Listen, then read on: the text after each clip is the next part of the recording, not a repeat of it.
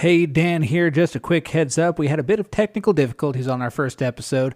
My microphone was not recording, so all of the audio you're hearing came through Alex's microphone. I've done my best to even it out where possible, but if I'm a bit quiet, that is why. We have it fixed on every other episode, so it's not a problem going forward. Thank you so much for sticking with us through these first episode jitters. Enjoy the show.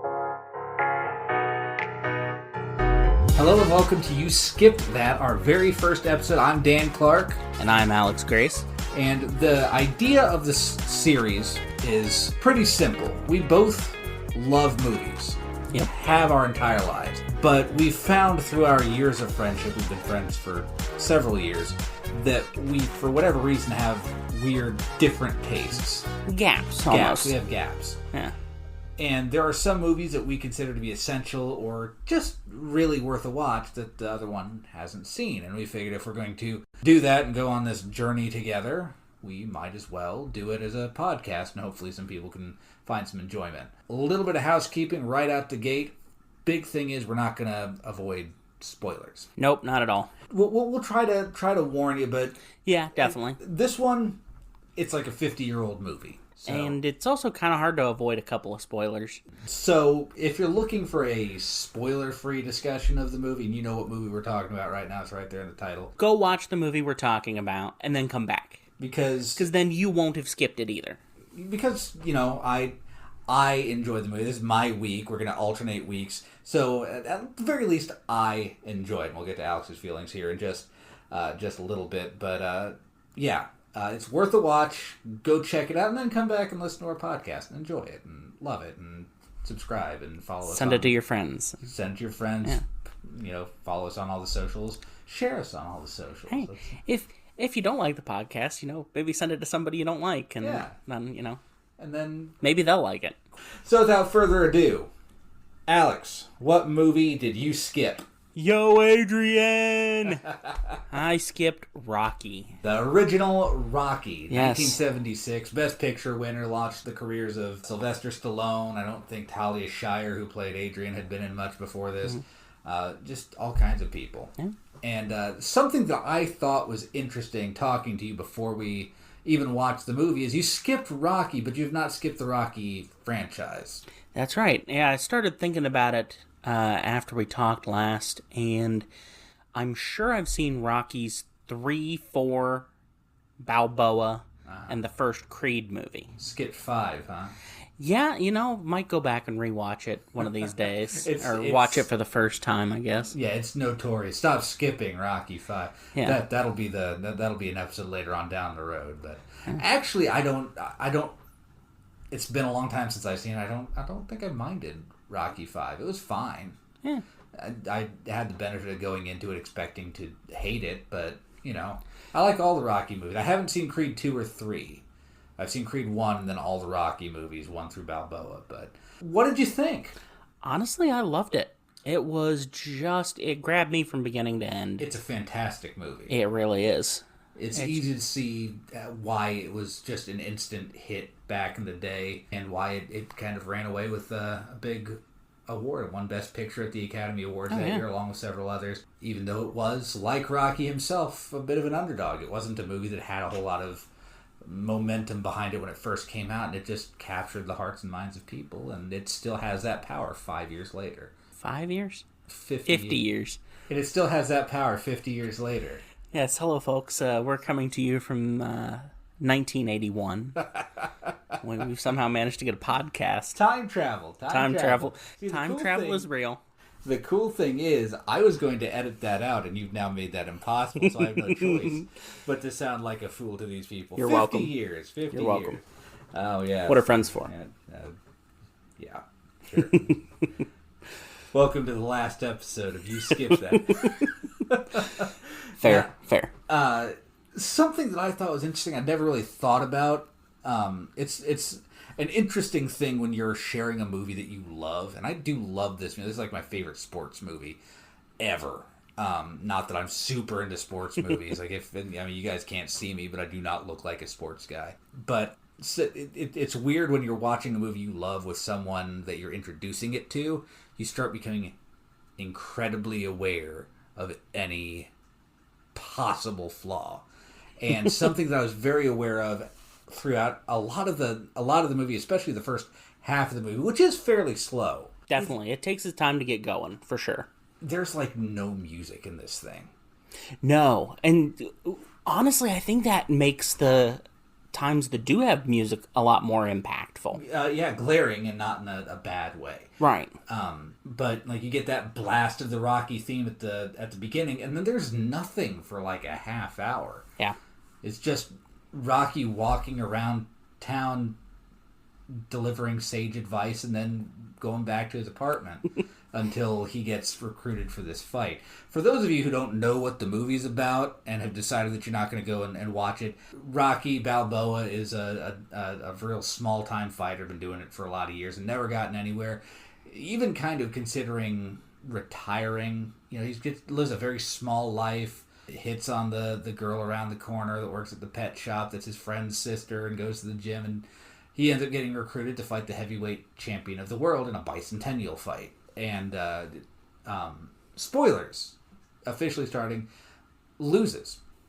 And he even says before the fight he doesn't care if he wins. Right. The important thing is he went the distance. And something I really love about the ending, something that really caught me off guard emotionally the first time I saw it, is at the end it doesn't even seem like he cares that he went the distance. Right. All he wants is his girlfriend. Yeah. Like, he has realized what's important.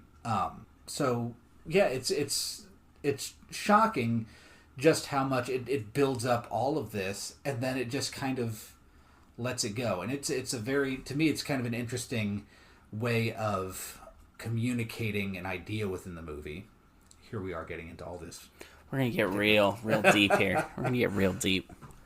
It doesn't show this shift in his priorities, or does not shine a spotlight on it, but he's gone through a transformation over the course of the fight and realized this isn't important. It's important in that, like, we know he's going to get a big payout. It's going to change his life. You see that in Rocky too, right? Which is, I actually don't like as much as a lot of people do, simply because they say at the end of the movie, when they're tangled up there in the... Yeah, there's not going to be a rematch. Not going to be a rematch. Yeah. I don't want one. Then Rocky 2 is the rematch. Right. But, yeah, we see that he does spend that money. You know, it does change his life. He does get a bigger, better life. And it's great to see, but, you know, it doesn't shine a light on that. He never talks about, man, this money's going to change my life. Right. He just is this guy who had this opportunity dropped in his lap, and he's...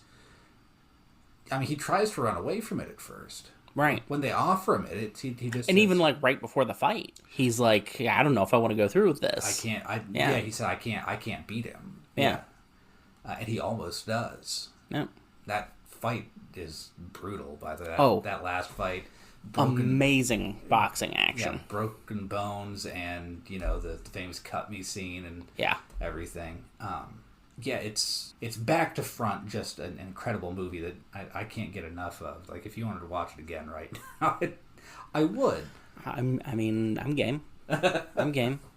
Never mind the fact that we're recording this shortly after midnight, but... Yeah. Such is the life of working slobs, you know. Indeed. So I want to hear more of your thoughts on it. What hit you on this that you weren't expecting? You know, I guess I was not expecting it to be quite as emotional a movie. Mm-hmm. It's a very human movie. Very. It's very raw. Mm-hmm. I mean, you almost, you know, we joked about time travel, but you really feel like you got in a time machine and went back to fall of 1975. Yeah. Like, the way they film this is just... every place feels so gritty and lived in, but not in, like, a depressing way. Right. Like, it feels like it could be very depressing. Yeah, and especially at the beginning, Rocky's life is depressing. Not great, yeah. Everything, like, he's been, you can tell, been going after Adrian for a long time, and she's just not receptive. He tries to help out the local kids. They call him a creep. He goes to the gym, and he's been kicked out of his locker, and the owners call him a bum. Until this opportunity's dropped in his life, yeah, he's kind of pathetic. Yeah, kind of. Absolutely. Yeah. But it's like he's got this rough life, but he's just still kind of got this real upbeat attitude about all of it. Yeah. And it's hard not to see how infectious it is on everybody in the movie, save one person. We'll get to that in a minute because I have some thoughts. Okay. Overall, just it hit me in a way that I didn't expect tonight. Like, I was just like, man, I needed something like this that was just like, rah, rah, let's go get them kind of thing. It has a weird, in a weird way, kind of a Ted Lasso effect. Kind of, yeah. He's just the guy that it doesn't matter if it's going wrong. He's trucking along. Yeah. He's trying. He's doing his thing. And, yeah, it's just hard not to root for the guy. Yeah. And what's funny, in the movie does such a good job, when he loses, you don't really care. Yeah. He won in all the ways that matter, right. Yep. Except for the actual winning part. Yeah. Yeah, you're right. It does have a lot of that same Ted Lasso DNA. Yeah. Maybe a little less candy coated. Yeah, he's a lot more. He's a little rougher around the edges. Right. And everyone in this movie is a little rougher around the edges, which is insane to say about a show that includes Roy Kent. Yeah. But at the same time, there is this anger underneath that you see come out when he gets this opportunity, and he's all of a sudden got all these people around him throwing help his way. It's like, cool, where were you when I needed help? Like, I've booked this fight. Like, everyone knows my name starting today, and now you're here. Yeah. Which is a couple of scenes that I really love, both with Mickey in his apartment. Yes. House. And with Polly in the freezer. Yes. Where he just decides to start punching meat. Yep. Yeah. But, yeah, iconic scene. One of those things you know about before you even watch the movie. Meat. Yeah. The things I knew about for sure, the punching meat, you're going to eat thunder and crap lightning. I think you might have heard me quote that. I don't know if that's... I've heard a lot of people quote that over the years. And then the other one is just the kind of iconic image of Apollo Creed in the whole American flag getup. He looks like a big flag. Yeah, he does. He looks like a big flag. Love just Rocky's just stream of consciousness. Yes, it just, anything he thinks just kind of comes out of his mouth. And then, of course, the standing on top of the steps, yes, arms in the air, that's iconic. That's an awesome scene. But it's depressing to me when I watch movies that are supposed to be iconic, that everyone loves, and I don't like them. There are a few of those.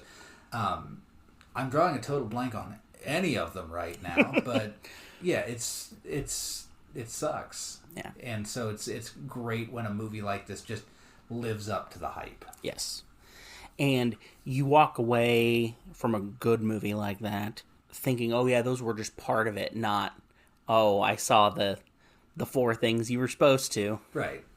It's kind of like, taking a trip to St. Louis and, well, I saw the arch, Right. Did everything I came to see. Yep. Side characters. What were your thoughts on the side? Because Rocky. Rocky is an icon. Yes, absolutely.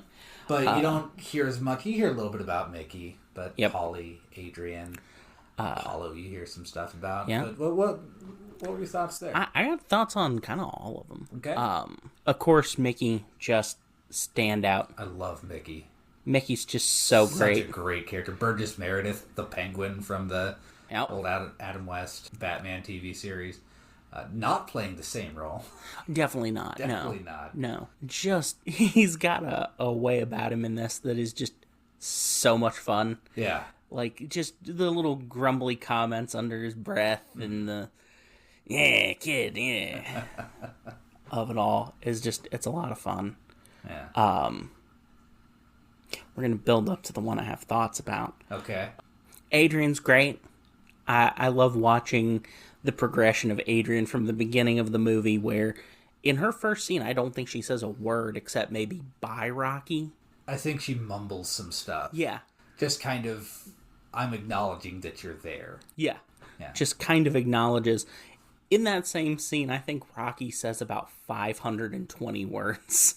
I was going to say, I think in each scene, Rocky has a grand total of one line, but that's because he just doesn't stop talking. Exactly. He just keeps on going, but obviously exaggeration. But I will say, on the topic of Adrian, love this movie. I might put it like top 10 of all time for me.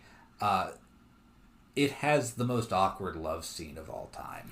Oh, big time. Yeah. Especially, I want to kiss you. You don't have to kiss me back if you don't want. While he has her pinned in a corner. Yeah. She has after she's tried to leave, So, has not aged well. No, and by the end of the scene, it is clear. She's fine. Yeah. She consents, but there for a little bit it is kind of touch and go, you know? Yeah.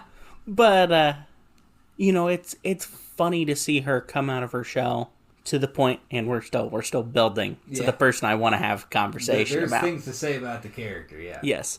Next one I really love is Apollo. Mm-hmm. Apollo is such a great contrast to Rocky, and there's one scene that does it so well, and it's when Apollo is sitting around talking to all these business managers and stuff, talking about advertising in this market and radio spots in Canada and this and that. We could do the Midwest, but you get more bang for your buck out of Canada. And you're watching his his right-hand man guy just watch Rocky beat the tar out of this cow hanging here.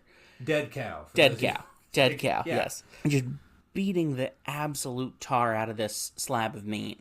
And he's like, hey, you probably need to come see this and be concerned about it. Yeah. And Apollo just kind of blows him off.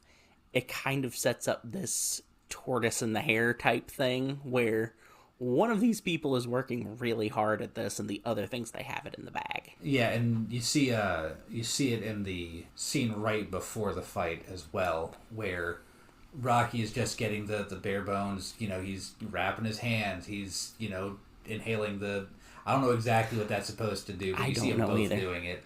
If it's supposed to kind of keep your nose from, bleeding if you break it or something. I don't know. Maybe. They get some nasal spray.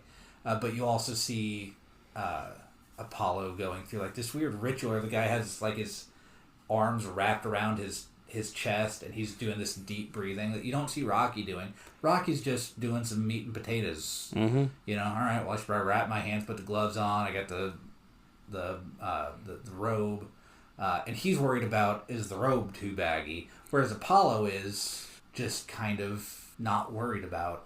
He does seem reflective in that part. He seems like he takes the fact that he might just imminently get punched in the face seriously, but the whole lead up to it, and he has this weird kind of zen about him, zen way about it. I don't know how to explain it, but I mean, I always enjoy Carl Weathers. Oh yeah, late great. May he rest in peace. Yeah, in Predator, in Mandalorian, Happy Gilmore. He has a guest spot in an episode of Psych that I absolutely love. Right. He also appeared in Arrested Development. Yep. Which I've never finished, but it's on my list. There you go. It's on my list. If we ever decide to do You Skip That TV show edition, we can do the second half of Arrested Development. Maybe we can do that. Yeah. Apollo is an interesting character. He does, I think, become more interesting in the sequels. Because he's not just the villain. He's a person, not just... Yeah, I mean, he's not even really kind of a villain in this. He's more just... He's a catalyst for the company. Yeah, he's like a catalyst. Yeah, he's like the reason the thing's happening. Right. And, props to the guy for giving the little guy a shot, you know? It's kind of a cool character. Otherwise, we wouldn't have a movie. Exactly, there wouldn't be a movie. Yeah. The whole movie would just be Rocky walking around Philadelphia giving sage advice to local people and them being like, hey, beat it. Yeah. I'd watch it. Get lost. Yeah. That'd actually be a pretty entertaining movie. Yeah. But now, the thing we've been building to. Yeah. A character who's a little bit of a problem. He's a little bit of a problem, but he's played well. He is. The acting is spectacular. This is no knock. And stories need characters like this. Right. As an enjoyer of movies, I watched Polly and went, man, this is a great character. Man, I really want somebody to sock this guy in the face. Right. And then Adrian does. Yeah. And that made me very happy. Yeah. He stands up to him. He is a problem character. There's a lot there, but they do play it realistically. This is a guy who's got nothing going for him in life. Really, he's got a friend and a sister, and he wants more, and he's begging for more, and he just can't get it. He's an alcoholic, it looks like. Yeah. Not real happy with where he is in life, but... Yeah. The thought I had while we were, in between watching the movie and coming in here is, in the movie, it seems like the entire city of Philadelphia is behind Rocky once this all starts. Right. Up to and including the mob boss that he does, intimidation work for, who's just like, yeah, go get him, kid. Here's $500. Yeah. And there's no, hey, you keep waiting for something shady to happen there, and it doesn't. This guy's just kind of like, hey, Rocky, Yeah, I'm rooting for you do it, kid, and I'm proud of you. His driver, who's in two scenes, is not. Is not. But the only person who is not behind Rocky through 80% of the movie is his best friend. Yeah, as soon as he kind of realizes that Rocky's not really willing to throw work his way, and the help that he tries to give him is not really help by inviting a camera crew in to watch him train. Yep. It's, he means well. He does not do well for a lot of it. But I think we've all had a friend kind of like Polly. Not in the, I'm going to call my sister a loser and ask if you're sleeping with her and belittle her for not being a virgin anymore and call her busted. And, but the friend that, you can have an argument with, and the next day it's fine. Exactly. They never show those two making up. No, but they're fine. They'll fight in one scene, and the next scene, they're fine. They're just buds again. Yeah. Yeah. Which tells you there's got to be a lot of history between those two guys. Yeah. And I think that's cool. The other, Polly is the catalyst for one of the few just outright belly laughs I got in this movie. Where we see the back of Rocky's robe for the first time and see there's a Shamrock Meats ad on it. And he and Mickey are walking out there, and Mickey's like, so what did you get out of this deal? And Rocky goes, well, Paulie got $3,000 and I got the robe. And Mickey, without missing a beat, goes, shrewd. Yeah. It cracked me up so good. Yeah. I love Mickey. But Polly, you do see it as you watch through the movies by Rocky Balboa. Polly's the only one who's still around. Yep. Granted, it's because everyone else has passed away at some point on the journey. Some of them in movies, some of them in real life, between movies and since in real life.